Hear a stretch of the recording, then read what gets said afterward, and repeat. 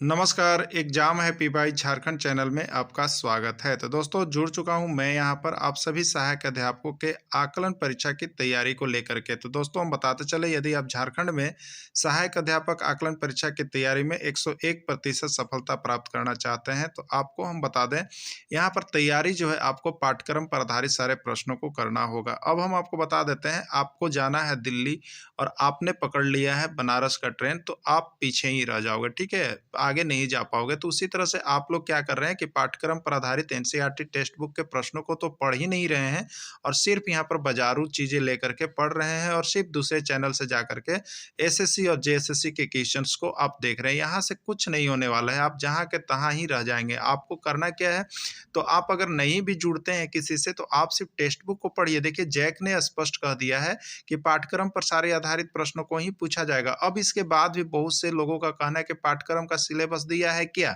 तो पाठ्यक्रम का सिलेबस है, जैक की किताब बनी हुई है, जैक ने ही किताब को दिया है। तो आपको पाठ्यक्रम देखना है तो आप सही ट्रेन को पकड़ें, सही जगह पर जाएं और सही रणनीति में सही समय पर तैयारी करें, नहीं तो सब कुछ धरा के धरा रह जाएगा। तो आपको हम बता देते हैं यहाँ पर इस चैनल पर यदि आप जुड़ते हैं तो आपको सब कुछ मिल रहा है, वही जो जैक मॉडल पर आधारित है। तो आपको सिर्फ और सिर्फ 501 रुपए में जुड़ करके आप यहाँ पर सारे पाठ्यक्रम पर आधारित प्रश्नों को देख सकते हैं और जैक मॉडल पर आधारित प्रश्नों को देख सकते हैं, जो कि कहीं भी किसी भी और किसी भी चैनल पर यह उपस्थित नहीं है। अब आपकी बारी है कि आप क्या डिसाइड करते हैं। अगर डिसाइड करते हैं तो अभी हमारे मोबाइल नंबर पर संपर्क कीजिए और यहाँ पर जुड़ जाइए, जिससे कि आपको किसी भी प्रकार का धोखा ना हो और आप यहाँ पर आकलन परीक्षा में पास करके एक दिन अस्थायी शिक्षक बन सके। पहली 12 विषम संख्याओं का योग कितना होगा? 100, 121, 144 या 169? ठीक है, देखिए सबसे पहले हम थोड़ा सा यहाँ पर प्रैक्टिकल कर लेते हैं। यदि हम आपसे पूछे कि पहली 3 विषम संख्या का योग कितना होगा, सबसे शुरुआती देखते हैं पहली 3 विषम संख्या का योग कितना होगा। ठीक है, तो चलिए इसको हम लोग जोड़ के देख सकते हैं। तो पहली 3 विषम संख्या अगर लेने का मतलब है तो सबसे पहला विषम संख्या हो जाएगा 1, दूसरा विषम संख्या क्या हो जाएगा 3 और तीसरा विषम संख्या हो जाएगा 5। यही होना।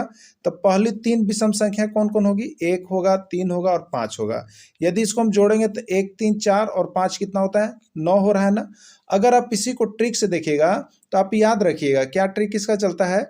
ट्रिक चलता है कि n विषम संख्या का योग जो होता है ना, n विषम संख्या का जो योग होता है वो होता है n स्क्वायर। कितना होता है? n square.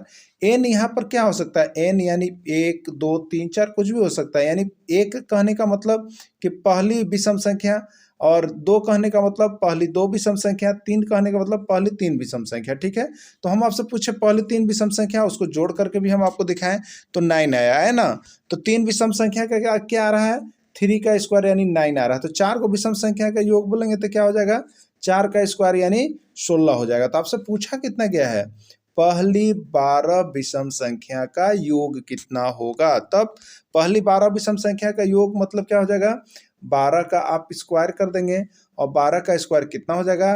144। यही हो जाएगा आपका आंसर। ठीक है, तो ये बहुत ही शॉर्ट समय में और कम समय में आपको बनाने के लिए ट्रिक को जानना बहुत जरूरी है, रूल को जानना जरूरी है। नहीं तो देखिए आप बना जरूर लीजिएगा। ठीक है, तो क्या कीजिएगा? 1 + 3 + 5 + 7 + 9 + डॉट डॉट डॉट 12 को इस तरह से लिखिएगा। 1 2 3 4 5 12 तक लिखिएगा ना। और उसके बाद उसको जोड़िए। कितना समय गया? बहुत ज़्यादा समय चला जाएगा। आप प्रश्न को तो सही कर पाइएगा लेकिन यहाँ पर समय आपके पास नहीं बचेगा। तो आप याद रखिएगा पहली n विषम संख्या का योग पूछे तो n स्क्वायर होता है, यानी पहली 5 विषम संख्या का योग कितना होगा? तो आपको सीधे कर देना है 5 का स्क्वायर यानी 25 और यही हुआ आपका आंसर। और ऐसे ही प्रश्न पूछे जाते हैं जो कि बहुत ही ट्रिकली होते हैं। देखिए जो हमारे साथ नोट्स परचेज कर रहे हैं उनके लिए यहाँ पर हम नोट्स बना करके भी दे देते हैं। तो यहाँ पर देखिए क्या दिया हुआ ट्रिक, n विषम संख्या का योग कितना होता है?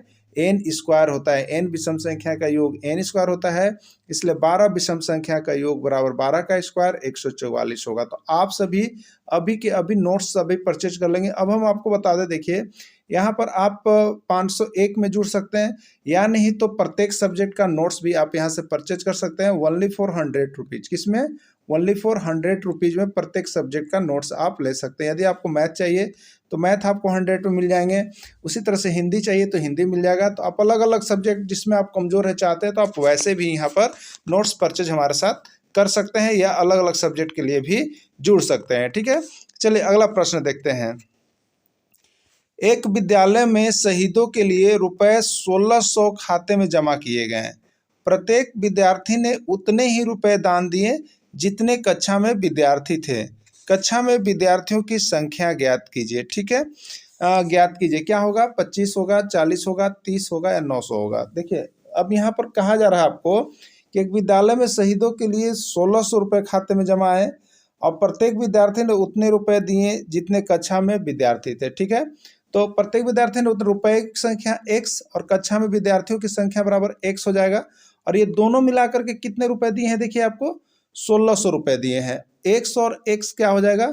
x स्क्वायर हो जाएगा और x स्क्वायर बराबर कितना हो गया? 1600। x का मान जब हमको निकालना होगा तो x बराबर क्या हो जाएगा? √1600 हो जाएगा। ठीक है, जब स्क्वायर हटता है, बाएं तरफ से स्क्वायर हटता है तो दाहिनी तरफ क्या बैठता है? रूट बैठता है 1600। ठीक है, अब 1600 का आप क्या करेंगे? तो √1600 आया तो आप 1600 का वर्गमूल निकाल लेंगे। तो देखिए याद रखिएगा बराबर बराबर में यहाँ 16 को हम क्या लिख सकते हैं? 4 × 4। अब बचा देखिए यहाँ पर 100 को हम लिख सकते हैं ना 10 × 10 नहीं लिख सकते हैं।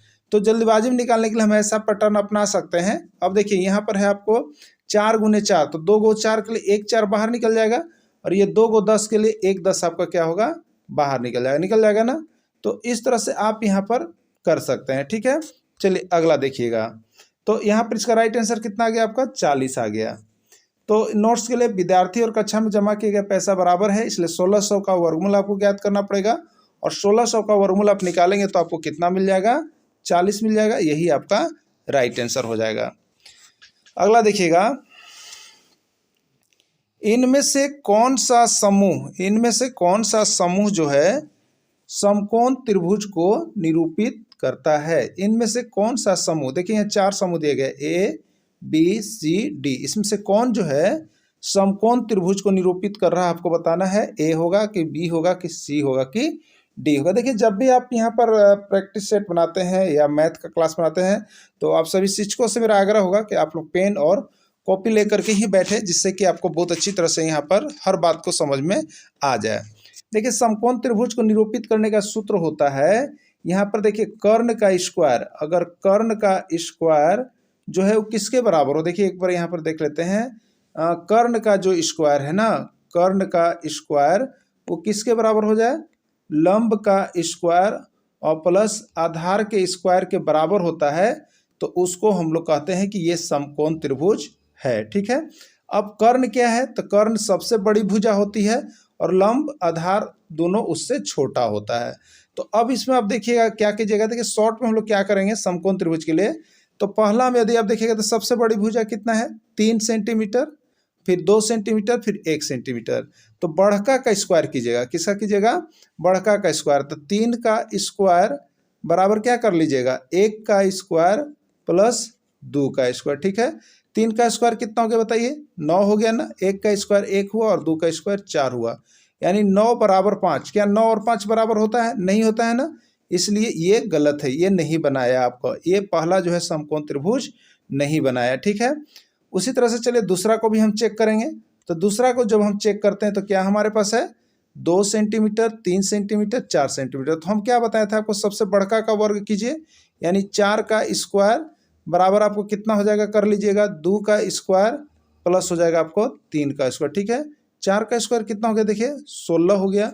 2 का स्क्वायर कितना हो गया? 4 हो गया और 3 का स्क्वायर कितना हो गया? 9, यानी 16 और इधर आ रहा देखिए 13। क्या ये दोनों बराबर होता है? 16 और 13 बराबर नहीं हुआ, इसलिए ये समकोण त्रिभुज को निरूपित नहीं करेगा। यदि बराबर हो जाता तो ये समकोण त्रिभुज बनाता। ठीक है, तो इसलिए ये भी समकोण त्रिभुज आपका नहीं बना रहा है। ना तो ए समकोण त्रिभुज बनाया, ना तो बी समकोण त्रिभुज बनाया। अब सी को चेक कर लेते हैं।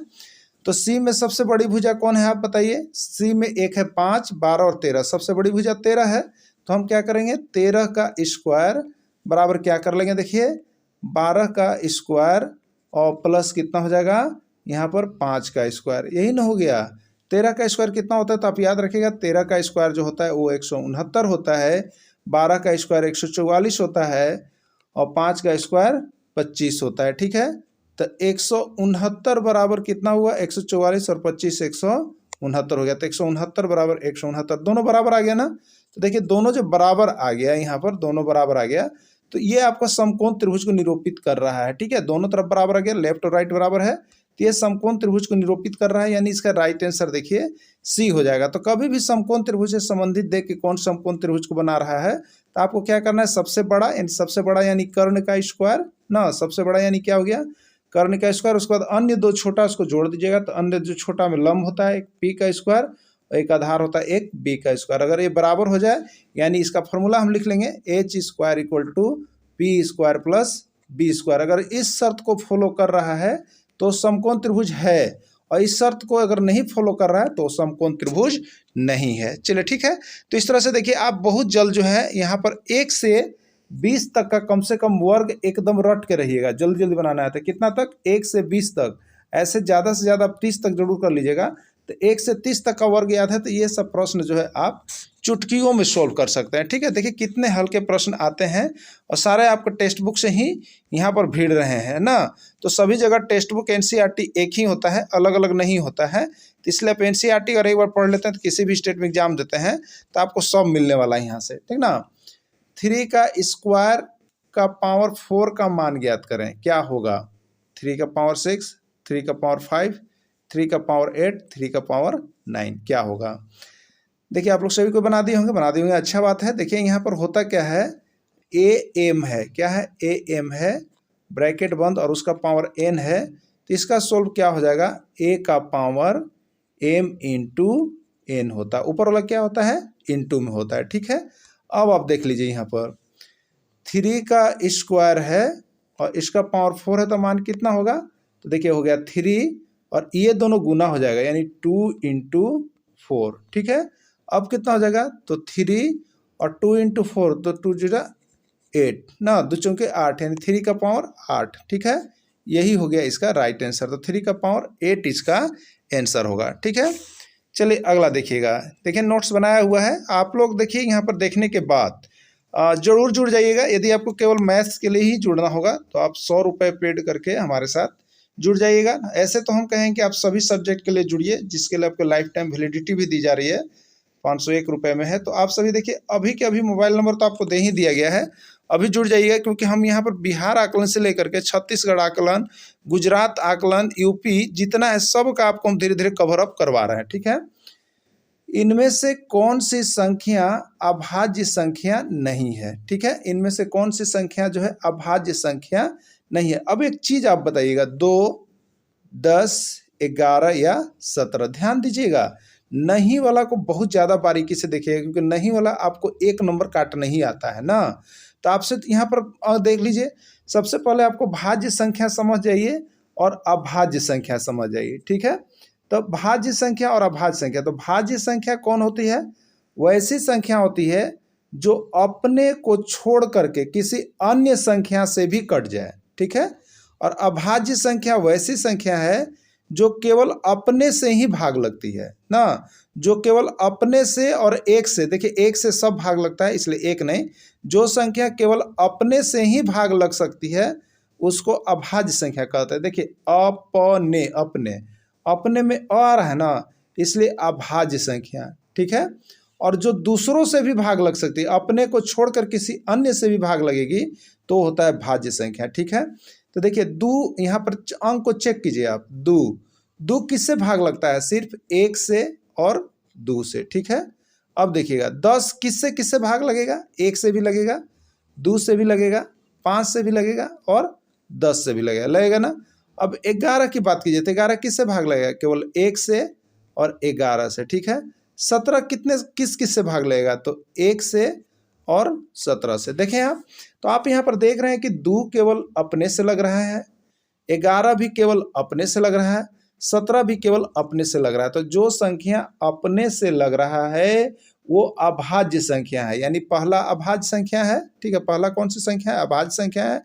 सी वाला भी अभाज्य संख्या है और डी वाला भी अभाज्य संख्या है। तो आपसे पूछा है अभाज्य संख्या नहीं है, तो अभाज्य संख्या नहीं का मतलब वो कौन सी संख्या कह रहा है, आपको भाज्य संख्या ढूंढने बोल रहा है। यानी 10 जो है ये अभाज्य संख्या नहीं है, क्योंकि इसका जो है 1 से ज़्यादा गुणनखंड हो रहा है। ठीक है, 1 से ज़्यादा गुणनखंड हो रहा है, इसलिए बी जो, ये सी जो है, यहाँ पर आप बी देखेंगे, बी बी जो है आपका अभाज्य संख्या यहाँ पर नहीं है। ये कौन सी संख्या है? भाज्य संख्या है, क्योंकि इसका यह सिर्फ अपने से नहीं कट रहा है, केवल 1 और 10 से ही नहीं कट रहा है, ये अन्य संख्या यानी 2 और 5 से भी कट जा रहा है, इसलिए यह कौन सी संख्या है? भाज्य संख्या है। और यह कौन सी संख्या है? तो अभाज्य संख्या नहीं है। ये इसी चीज को यानी आंसर यही होगा। ठीक है, चलिए अगला देखिएगा। यहाँ पर देखिए लिखा हुआ है नोट्स जो परचेज करते हैं उनके लिए 2, 11, 17 सभी अभाज्य संख्या है, क्योंकि यह केवल स्वयं और 1 से कटती है, जबकि 10 एक भाज्य संख्या यानी अभाज्य संख्या नहीं। अभाज्य संख्या नहीं मतलब भाज्य संख्या कह रहा है, तो ये नहीं है। ठीक है, चलिए देखिए अगला प्रश्न जो है यहाँ पर, अगला प्रश्न है ये आपके लिए है। आपको यहाँ पर जो है सोल्व करके बताना है कि इसका आंसर कितना होगा। तो अभी आप पेन और कॉपी लेकर बैठे हैं ना सभी शिक्षक बंधु, तो तुरंत बता दीजिएगा अभी कि 2 का पावर 5 और 2 का पावर 3 ना, 2 का पावर 5 बट्टा 2 का पावर 3 का मान क्या होगा? 2 का पावर 0, 4, 8 या 12 क्या होगा? ये आपका होमवर्क दिया गया है, होमवर्क दिया गया है। तो आप अभी के अभी हमको करके बताइएगा कि इसका राइट आंसर क्या होने वाला है। 2 का पावर 0 होगा, 4 होगा, 8 होगा या 12 होगा। देखिए जो हमारे साथ जुड़े हुए हैं वे हमारे व्हाट्सअप नंबर पर जा करके इसको यहाँ पर आंसर करेंगे। ठीक है, और नहीं तो हम यहाँ पर आपको बता भी देते हैं। देखिए अगर जो तुरंत भर में दे दिए तो अच्छा बात है, तो आप सभी जरूर दे दिए होंगे, हमको लगता है सबको पता है। तो देखिए 2 का पावर 5, तो एक फॉर्मूला याद रखिएगा, a का पावर m और भागा होता है a का पावर n। तो इसको सोल्व करते तो कितना होता है? a का पावर m माइनस n। क्या होता है? m माइनस n, पावर घट जाता है भाग में। ठीक है, तो आपके पास क्या दिया हुआ है? देखिए आपके पास दिया हुआ है 2 का पावर 5 भागा 2 का पावर 3। तो आप क्या कीजिएगा? 2 का पावर 5 और माइनस 3 कीजिएगा, तो 2 का पावर कितना हो जाएगा? 5 में से 3 जाएगा तो 2 बचेगा। 2 का पावर 2, अब 2 का पावर 2 कितना होगा? तो 2 का स्क्वायर बराबर देखिए हो जाएगा 2 गुने 2 और बराबर देखिए हो जाएगा 4, और ये हो जाएगा आंसर। ठीक है, तो आपका भी आंसर 4 आया होगा। चलिए, इंसाफी में प्रयुक्त उपसर्ग है, कौन सा है? बेइंसाफी में प्रयुक्त उपसर्ग। ठीक है, तो आइए सबसे पहले समझते हैं उपसर्ग और प्रत्यय को। ठीक है, तो उपसर्ग जो पहले लगा उसको कहेंगे उपसर्ग। ठीक है, और प्रत्यय जो बाद में लगा उसको कहेंगे प्रत्यय। ठीक है, तो उपसर्ग और प्रत्यय यही होता है ना। अब देखिएगा इसमें उपसर्ग और पता कैसे करते हैं कि उपसर्ग कौन होगा और प्रत्यय कौन होगा। ठीक है, तो चलिए बेइंसाफी लिखा हुआ है ना, तो बेइंसाफी को हम तोड़ेंगे तो क्या होगा बताइएगा? तो एक बे होगा और एक होगा प्लस करेंगे इंसाफी। ठीक है, बे और इंसाफी यही टूटेगा ना सब। तो देखिए इसमें जो टूटा तो ये समझिए मूल शब्द था प्लस वाला, तो प्लस के जो पहले लगेगा, प्लस के जो पहले लगेगा वो उपसर्ग है, जो प्लस के पहले है उपसर्ग है, और जो प्लस के बाद है वो प्रत्यय है। तो इस तरह से आप जब उसको संधि विच्छेद कर दीजिएगा, जो उसका उपसर्ग और प्रत्यय पूछ रहा है उसका संधि विच्छेद कर लीजिए, तो प्लस चिन्ह के जो बाएं तरफ है वो आपका उपसर्ग है और जो दाएं तरफ है वो आपका प्रत्यय है। ठीक है, तो इसी तरह से उपसर्ग और प्रत्यय को चुनते हैं, तो इसमें राइट आंसर क्या हो जाएगा? देखिए डी हो जाएगा। क्या हो जाएगा? राइट आंसर डी हो जाएगा। सारे जगह उपसर्ग और प्रत्यय से बार बार प्रश्न पूछे जाते हैं, ऐसा नहीं कि एक बार पूछा जा रहा है तो बार बार पूछा जाता है ना। रामचरितमानस किस प्रकार की संज्ञा है? आपको बताना है कि रामचरितमानस जो है वो किस प्रकार की संज्ञा है, व्यक्तिवाचक, जातिवाचक, भाववाचक या समूहवाचक। ठीक है, तो देखिए रामचरितमानस ये क्या चीज है? एक पुस्तक का नाम है। क्या है? आपका पुस्तक का नाम है। यदि केवल पुस्तक रहता, केवल पुस्तक रहता तो ये किस में जाता? ये जातिवाचक में जाता, क्योंकि पुस्तक से पूरी पुस्तक जाति का बोध होता। लेकिन अब ये पुस्तक का नाम दे दिया गया है जो कि आपका पर्सनली हो गया, तो जिसमें पर्सनली हो गया पुस्तक का नाम हो गया, तो ये किस में चला जाएगा? आपका व्यक्तिवाचक संज्ञा में चला जाएगा। किस में चला जाएगा? व्यक्तिवाचक संज्ञा में चला जाएगा, क्योंकि पर्सनली पुस्तक का नाम दे दिया गया है। ठीक है, संज्ञा से संबंधित सारे नोट्स और पीडीएफ आपको देखना है तो आप अभी ज्वाइन कर लीजिए हिंदी। अगर देखिए केवल आप हिंदी का ही नोट्स चाहते हैं, आपको लगता है केवल हमको हिंदी ही तैयारी करना है, तो आप यहाँ से हमारे पास से 75 रुपये में परचेज कर सकते हैं ओनली फॉर हिंदी। ठीक है, लेकिन सारे सब्जेक्ट का नोट्स पीडीएफ आप अच्छी तरह से हमारे जब तक एग्जाम नहीं होती है जुड़े रहते हैं, तो आपके लिए वही जो आगे आपको बताया गया है, फर्स्ट बार बता दिया गया है कि आपको इतने रुपए देके ज्वाइन कर लेना है। ठीक है, हिंदी की लिपि है देवनागरी, रोमन, गुरुमुखी या उर्दू। ठीक है, 1001 बार प्रश्न आ गया है। इसको आसान प्रश्न आपको लग रहा होगा, लेकिन बहुत बार आता है, इसलिए ये भी आ सकता है। हिंदी की लिपि क्या है? देवनागरी, क्योंकि हम देखिए आपको क्या कर रहे हैं, तो हम सिर्फ और सिर्फ आपको जो है यहाँ पर इंपॉर्टेंट क्वेश्चन ही डील कर रहे हैं। क्या कर रहे हैं, आपको सारे के सारे इंपॉर्टेंट क्वेश्चन ही डील करते हैं, ठीक है। तो हिंदी की लिपि देवनागरी है।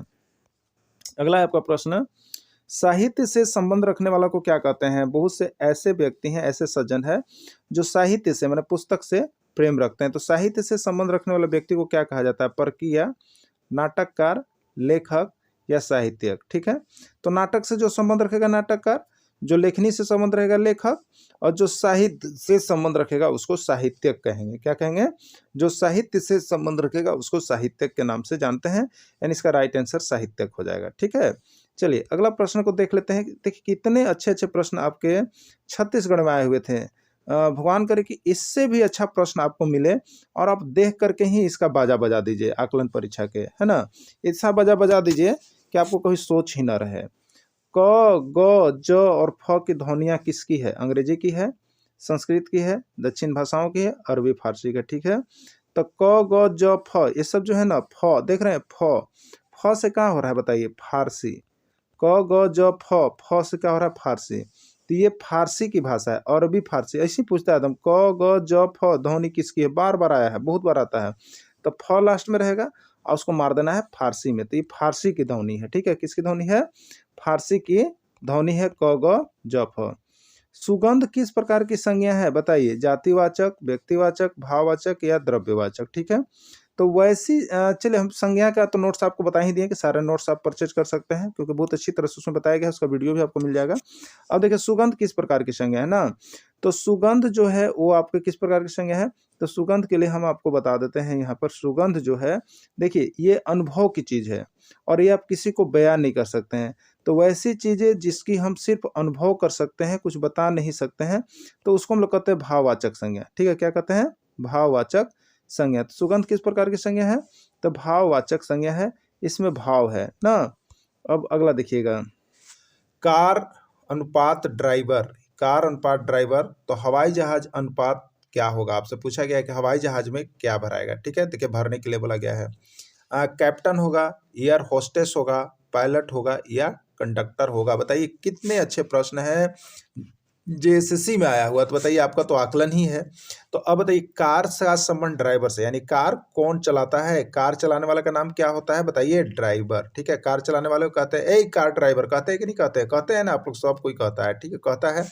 तो हवाई जहाज चलाने वाला को क्या कहते हैं बताइए, यही तो भरना है यहाँ पर।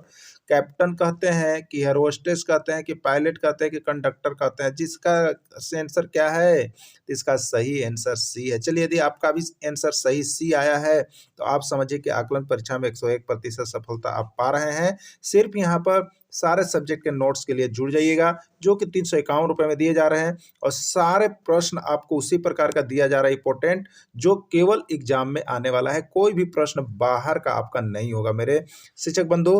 तो जल्दी जल्दी कीजिए और जल्दी जल्दी जुड़िए। देखिए जो नोट्स परचेज कर रहे हैं उनके लिए हमने यहाँ बना दिया है, जिस प्रकार कार चलाने वाले को ड्राइवर कहा जाता है, उसी प्रकार हवाई जहाज चलाने वाले को पायलट कहा जाता है। तो राइट आंसर पायलट होगा, ठीक है। चलिए ये भी जेएसएससी का प्रश्न है। देखिए ये फॉरेस्ट गार्ड ना, इसमें पूछा गया है, वनरक्षी में पूछा गया था, वनरक्षी में पूछा गया था जेएसएससी का, जो यहाँ फॉरेस्ट गार्ड परीक्षा हुआ तो उसमें आया हुआ था। देखिए अब आप बना लेते हैं तो समझिए कि आप क्या क्या आप में काबिलियत है। इसमें कौन विषम है, स्कर्वी, रतौंधी, बेरी बेरी या फास्फोरस, आपको बताना है। देखिए वनरक्षी की परीक्षा में आया हुआ है। तो इसमें कौन विषम है, विषम है मतलब भिन्न है, वो जिसमें 3 को जो हो एक जैसा होगा, लेकिन चौथा जो है इसमें कुछ न कुछ अलग है। तो वो कौन सा है, पहचानिए मेरे शिक्षक बंधु जल्दी जल्दी। स्कर्वी, रतौंधी, बेरी बेरी या फास्फोरस, कौन सा अलग है, इन चारों में से सबसे अलग कौन है। तो चलिए देखिए इसका राइट आंसर जो है डी है। क्या आपका भी राइट आंसर डी आया था, ओके। अगर आपका भी राइट आंसर डी आया था तो समझिए कि आकलन परीक्षा में आप 60-70% अंक लाने वाले विद्यार्थी में से हो गए हैं शिक्षक बंधु। तो आप लोग सभी को यहाँ पर जल्दी जल्दी जुड़िएगा, ठीक है। तो इसमें कौन विषम है, स्कर्वी, रतौंधी, बेरी बेरी। देखिए आपको हम बता देते हैं, स्कर्वी जो है ये क्या है, तो विटामिन की कमी से होने वाला रोग है। कौन सी विटामिन, तो विटामिन सी की कमी से होने वाला रोग है, ठीक है। अगर रतौंधी की हम बात करें तो रतौंधी जो है वो आपका किसकी कमी से, तो रतौंधी जो है वो आपका विटामिन ए की कमी से होने वाला रोग है। किसकी कमी से? ए की कमी से होने वाला रोग का नाम है। जबकि बेरी-बेरी की बात करें तो यह भी विटामिन बी की कमी से होने वाला रोग है, बेरी-बेरी कहते हैं, ठीक है। लेकिन फास्फोरस की बात करेंगे तो ये एक तत्व है। फास्फोरस क्या है? एक तत्व है, ये किसी विटामिन की कमी से होने वाला रोग नहीं है। तो आपने देखा ए, बी और सी ये तीनों में एक जैसा समानता है, लेकिन डी जो है असमान है इन तीनों से। तो जो असमान है, विषम माने असमान, ठीक है, या भिन्न जो सबसे अलग है, तो फास्फोरस सबसे अलग है, ठीक है। तो यही इसका क्या हो जाएगा? राइट आंसर हो जाएगा आपका, जिसमें स्कर्वी, रतौंधी और बेरी-बेरी है। ओके, चलिए स्कर्वी, रतौंधी और बेरी-बेरी। अब देखिएगा हमारे यहाँ से नोट्स सभी जो कोई परचेज कर रहे हैं, बहुत से लोग जुड़े हुए हैं। अभी भी मेगा ऑफर 50 लोगों के लिए चलाया जा रहा है, जो कि 501 की जगह पर 351 रुपये दिया गया है। और इसमें हमारा यूट्यूब टीम ने निर्णय लिया है कि सब पढ़ें और सब शिक्षक आकलन पास करें। तो देखिए यहाँ पर नोट्स के लिए स्कर्वी, रतौंधी और बेरी-बेरी विटामिन की कमी से होने वाले रोग हैं, जबकि फास्फोरस जो है एक तत्व है। जबकि फास्फोरस क्या है? एक तत्व है। चलिए अगला प्रश्न देखते हैं। अंग्रेजी वर्णमाला में आपके बाएं से 11वां अक्षर के दाएं 14वां अक्षर कौन सा होगा? बहुत ही अच्छा प्रश्न। और ये प्रश्न आपका जो है आया हुआ है, आपको हम बता दें यहाँ पर सीजीएल का प्रश्न था, ठीक है। किसका प्रश्न था? सीजीएल का प्रश्न था और दूसरा में पूछा गया था, ठीक है। तो ये तो परीक्षा लेकिन कैंसिल हो गई थी, ये आया हुआ था, ठीक ना। तो अंग्रेजी वर्णमाला में आपके बाएं से 11वां अक्षर के दाएं 14वां अक्षर कौन सा? बड़ा माथा खपाता है रीजनिंग जी ना, आपको लग रहा होगा। लेकिन देखिए जब ट्रिकली पढ़िएगा ना, जब शॉर्टली पढ़िएगा ना, तो आपको बड़ा आनंद लगेगा और बड़ी जल्दी जल्दी बनेगा। तो रीजनिंग तो आपको हम बता दे रहे हैं कि खाली आप यहाँ पर जुड़ लीजिए और नोट्स केवल देख लीजिएगा ना, तो आपको 50 से 25 में 25 और 20 में 20 लाने में कोई रोक ही नहीं सकता। इंग्लिश से अच्छा अंग्रेजी से जो है यहाँ पर रीजनिंग, उससे अच्छा तो कुछ सब्जेक्ट नहीं होता है। सिर्फ जरूरी है आपको देखिए प्रैक्टिस करने की। तो देखिए अगर लाइव बनाना है तो प्रैक्टिस करना होगा, सिर्फ हवा में रहने से कुछ नहीं हो पाएगा, ठीक है। तो अंग्रेजी वर्णमाला में आपके बाएं से 11वां अक्षर के दाएं 14वां अक्षर कौन सा होगा?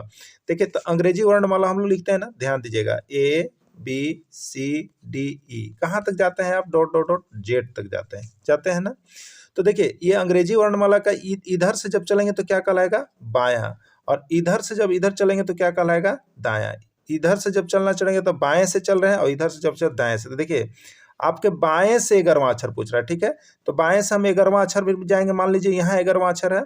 अब फिर पूछ रहे 11वां अक्षर के दाएं 14वां। तो 11वां अक्षर आ गया, तो 11वां अक्षर के इधर क्या होगा? बाएं होगा, इधर क्या होगा? दाएं। यानी हमको आगे ही बढ़ना है, ठीक है।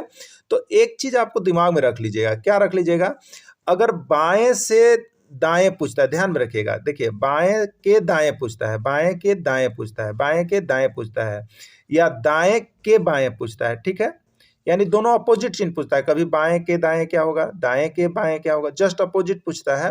तो उसमें आप क्या कीजिएगा? दोनों अक्षरों को जोड़ दीजिएगा, ठीक है। और शुरुआती वाला देखिएगा, शुरुआती क्या लिखा हुआ? बाएं से लिखा हुआ तो आपको बाएं से देखना पड़ेगा रिजल्ट। अगर दाएं से शुरू में लिखा हुआ तो दाएं से रिजल्ट देखना पड़ेगा। बात समझ गए? तो आपको शुरू में क्या लिखा हुआ है? बाएं से लिखा हुआ है, तो बाएं से 11वां अक्षर, तो 11वां अक्षर के दाएं 14वां अक्षर, तो 14वां अक्षर जोड़ लीजिएगा। 11 और 14 होगा कितना मेरे प्यारे बंधु? 25 होगा ना, तो 25 हो गया, ठीक है। अब ये 25 आप किधर से देखिएगा? तो आपको हमने बताया कि जो शुरू बार लिखा हुआ है बाएं से, तब बाएं से अंग्रेजी वर्णमाला का 25वां अक्षर कौन होगा? बता दीजिए ना। तो देखिए ए से स्टार्ट करते हैं ना, A B dot dot dot क्या करते हैं? एक्स वाई जेड करते हैं ना। तो अंग्रेजी वर्णमाला में कितने अक्षर होते हैं मेरे प्यारे से बंधु? 26 अक्षर होते हैं। तो 26वां कौन होता है? तो 26वां जेड होता है। तो 25वां कौन होता है?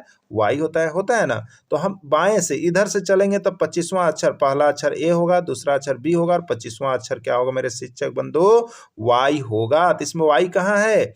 बी में है, और बी ही आपका राइट आंसर हो जाएगा। तो अंग्रेजी अगर इस तरह का प्रश्न पूछ दे, अंग्रेजी वर्णमाला में आपके बाएं से 11वां अक्षर के दाएं 14वां अक्षर, दोनों को फटाक से जोड़िए, 11 और 14 25, और शुरू से लेकर के 25वां अक्षर कौन होगा लिख डालिए मेरे शिक्षक बंधु। या नहीं तो याद है कि 25वां वाई होता है, तो वाई हो गया, तो यही राइट आंसर हो गया, ठीक है।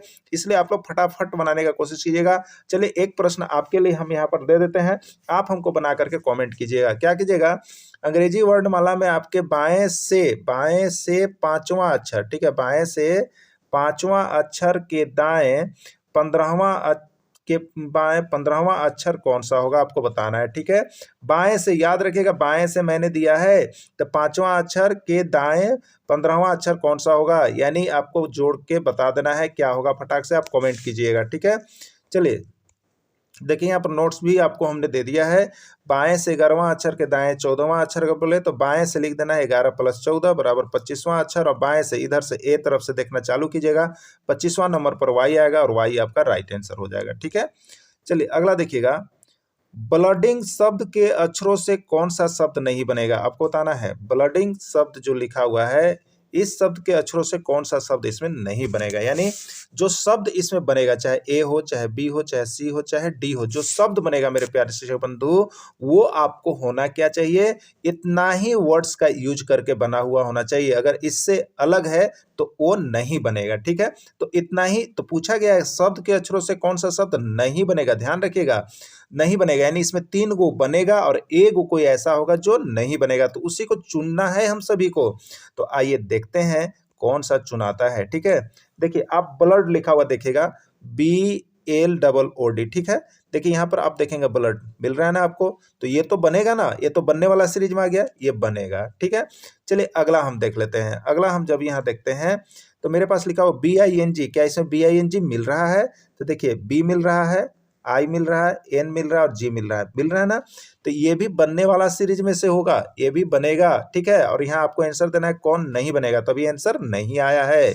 चलिए अब सी नंबर को यदि हम चेक करते हैं, आइए सी नंबर को हम जब चेक करेंगे तो हमारे पास क्या कुछ मिलने वाला है, देखिएगा तो यहाँ लिखा हुआ ब्लूम, क्या लिखा हुआ ब्लूम। ठीक है, देखिए बी हमारा मिल रहा है ना, बी मिल रहा है, एल भी मिल रहा है ना, O भी मिल रहा है, यहाँ तक मिल रहा है, लेकिन एम इसमें कहीं आया है ब्लडिंग में, नहीं, एम नहीं आया है, तो इसमें एक ऐसा अक्षर का प्रयोग किया गया है जो ब्लडिंग में नहीं है, यानी ये नहीं बनने वाला हो गया। ठीक है, ये नहीं बनेगा। चलो लूडो को चेक कर लेते हैं, तो देखिए LOODI, तो LOODI यहाँ पर है ना, लूडी, तो ये बनेगा, यानी आपसे पूछा था कौन नहीं बनेगा, तो ये नहीं बनेगा। ठीक है, ब्लूम है क्योंकि इसमें एक नया अक्षर एम आ जाता है, तो इसी तरह से हमको सेलेक्ट करना रहता है, तो बहुत जल्दी आप पार की नजर से सेलेक्ट करेंगे, यानी इसका राइट आंसर सी हो जाएगा। चलिए नेक्स्ट प्रश्न देख लीजिएगा, यहाँ पर देखिए लिखा हुआ है ब्लूम नहीं बनेगा क्योंकि एम अक्षर का प्रयोग नहीं किया गया है कभी भी ब्लडिंग में एम आया ही नहीं है। ठीक है, चलिए अगला प्रश्न है, अंग्रेजी शब्दकोश में निम्नलिखित में कौन सा शब्द तीसरे स्थान पर आएगा, आपको बताना है कि अंग्रेजी जो शब्दकोश है, जो अंग्रेजी डिक्शनरी, हम लोग डिक्शनरी में जब हम देखेंगे तो इसमें से कौन जब सजाएंगे डिक्शनरी में तो कौन तीसरा स्थान पर होगा। ठीक है, तो डिक्शनरी सभी को देखने जानते हैं, सभी प्यारे शिक्षक बंधु जानते हैं, तो आप लोग देखिए कि कौन नहीं बनेगा। तो चलिए देखते हैं, सबसे पहले डिक्शनरी में यहाँ पर बात करेंगे तो देखेंगे सबसे पहले एन है सभी में, तो एन तो सबसे पहले होगा। ठीक है, एन सभी के लिए, तो एन सब कोई होगा। अब देखिएगा उसके बाद ए वाला है, तो ए वाला पहले होगा, तो ए वाला चलिए पहले होगा। फिर देख रहे टी है ना, टी है, अब एन ए का केवल तुलना करेंगे क्योंकि ए ओ हो गया तो ये सबसे आगे चल गया। अब टी वाला में देखेंगे तो ए और बी वाला में अब हम केवल देखेंगे तो टी देखेंगे, तो टी आ लगा, दोनों में टी है तो टी होगा। अभी दोनों में पहले कौन होगा, तो देखिए एक में अब आ रहा है यू और एक में आ रहा है आई, तो आई और यू में पहले कौन होता है, तो आई और यू में पहले आई होता है। ठीक है, पहले क्या होता है, आई होता है, तो ई हो गया आई वाला, यानी नेशनल पहले लिखाएगा फिर नेचुरल लिखाएगा। ठीक है, तो ये हो गया पहला, देखिए ये सबसे शुरू बार लिखाएगा डिक्शनरी में, ये दूसरा बार लिखाएगा डिक्शनरी में।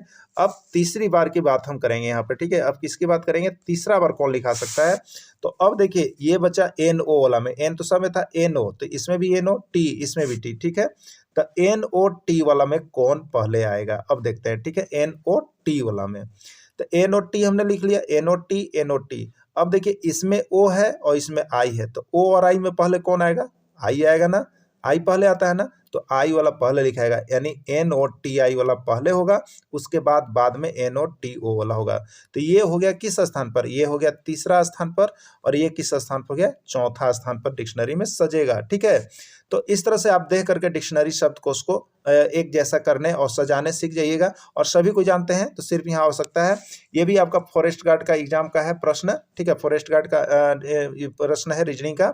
अब देखिएगा तो कौन सा शब्द तीसरे स्थान पर आएगा, तो तीसरा स्थान पर पर कौन सा आएगा बताइए? तो 1, 2, 3 तीसरा स्थान पर क्या है? नोशनल आएगा। क्या आएगा? नोशनल आएगा, यानी डी ऑप्शन आएगा। इसका राइट आंसर डी हो गया। तो यही तीसरा स्थान पर आपसे पूछा था, तीसरा स्थान पर नोशनल आ रहा है। चलिए, इस तरह से देखिए आपको रीजनिंग का हमने आज 5 प्रश्न करवा दिया है। इस तरह से देखिए यहाँ पर सीरीज बनेगा, जो आपको सीरीज हमने बना दिया है, क्योंकि आप सभी नेशनल पहले आएगा, फिर नेचुरल दूसरा बार आएगा, फिर नोशनल आएगा, फिर नोटरियस आएगा। ठीक है, चलिए अब एक वो आपको किसको माना जाता है? तो प्रस्तावना जो है वो संविधान का मूल सारभूत तत्व है, तो प्रस्तावना को ही संविधान का सार माना जाता है।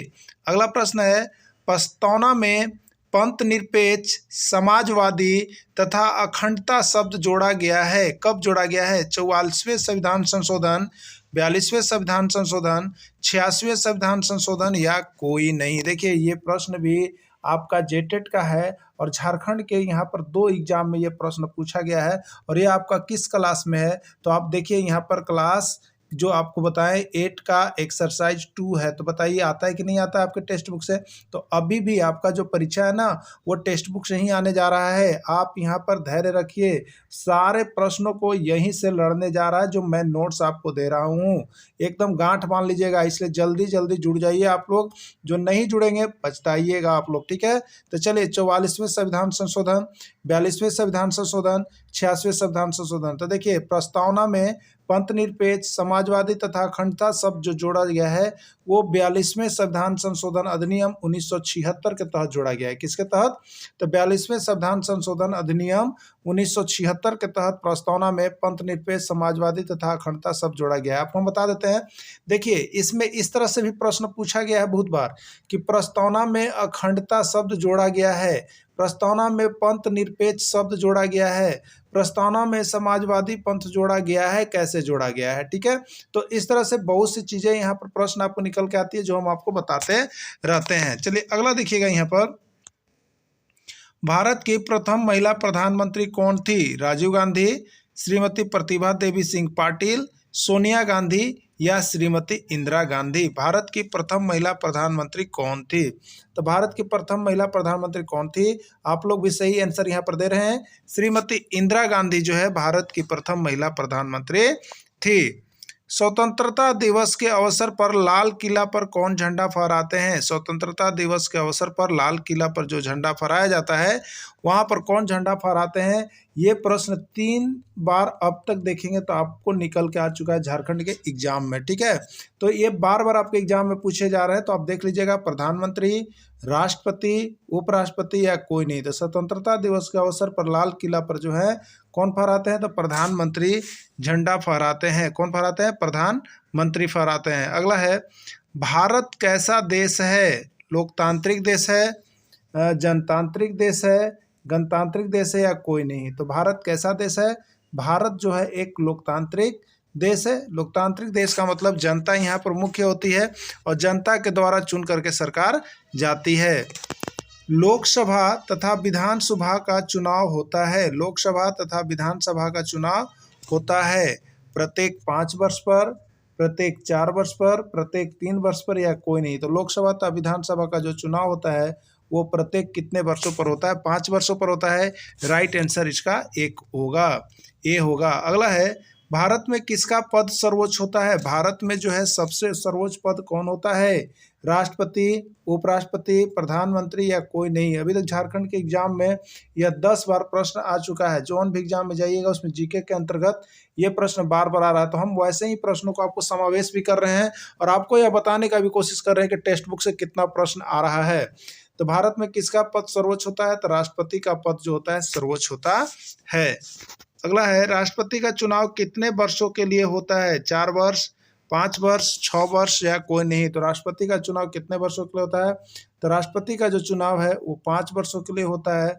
और अब तक झारखंड के एग्जाम में 10 बार पूछ दिया गया है। जेएसएससी कंडक्ट जितना भी एग्जाम कर रही है उसमें पूछा जा रहा है। तो इस तरह से झारखंड में आपकी भी परीक्षा है और आपके भी यहाँ से प्रश्न भिड़ने वाले हैं। सारे नोट्स और पीडीएफ को परचेज करते चलिए, देखते चलिए। आपकी आकलन परीक्षा, आपकी जेटेट परीक्षा, आपकी सहायक आचार्य परीक्षा यहाँ से 101% निकल जाएगी। भाषण तथा अभिव्यक्ति की स्वतंत्रता किस अनुच्छेद में शामिल है? भाषण तथा अभिव्यक्ति की स्वतंत्रता किस अनुच्छेद में शामिल है? अनुच्छेद 19, अनुच्छेद 20, अनुच्छेद 21 या कोई नहीं। तो भाषण तथा अभिव्यक्ति की स्वतंत्रता किस अनुच्छेद में शामिल है? तो देखिए ये जो अनुच्छेद शामिल है आपको भाषण तथा अभिव्यक्ति की, वो आपका हो जाएगा अनुच्छेद 19 में। किस में है? अनुच्छेद 19 में। ये भी प्रश्न आया हुआ है।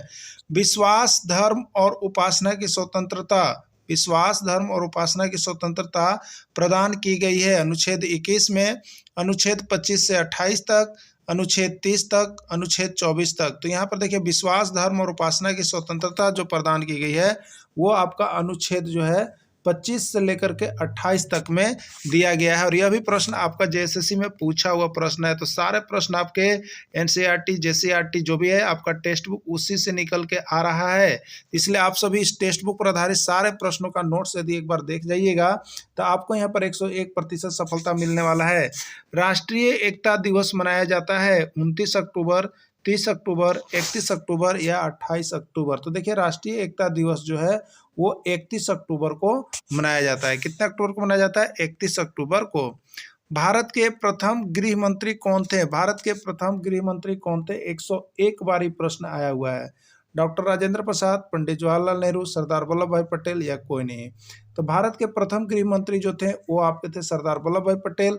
101 बार आया है। और आपका क्लास 8 का एक्सरसाइज 2 में यह प्रश्न दिया हुआ है। बताइए कि एनसीईआरटी को लोग नहीं देखते हैं और बदनाम करते हैं, कहाँ से प्रश्न आता है? सारा प्रश्न टेक्स्ट बुक से आ रहा है, कहीं से नहीं आ रहा है। बस टेक्स्ट बुक को पढ़ लीजिए। जो नहीं पढ़ पा रहे हैं वो यहाँ हमारे साथ जुड़िए, सारे प्रश्न का निचोड़ हम निकाल के आपको दे रहे हैं।